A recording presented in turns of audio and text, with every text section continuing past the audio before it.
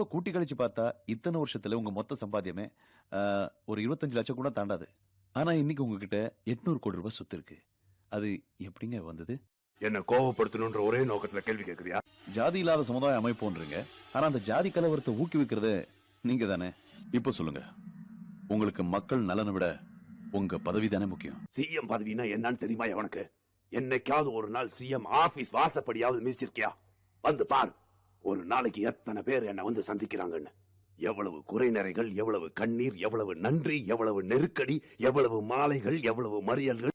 Control பக்கம் திருப்பு. இங்க ஒரு ஆளு செருப்பு கட்டற பாரு. சொட்ட தலைய செருப்பால அடி பண்ண உடனே நிப்பாட்டற புரோகிராம் நிறுத்துடா. டேய் ஏ அறிவு கெட்டவனே, டெலிகாஸ்ட் தமிழ்நாட்டுல இருக்கிற ஜனங்க பூரா பாட்டு இருப்பாங்களே, கீழபடிய செருப்ப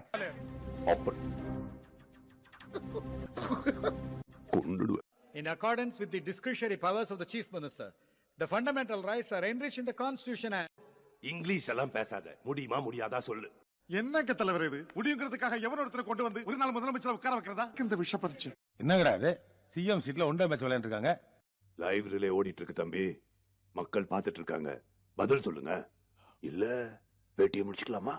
சரிங்கய்யா, இது சாத்தியம்னா நான் தயார். ஒரு நாள் நான் உங்க பதவியில இருந்து பாக்குறேன்.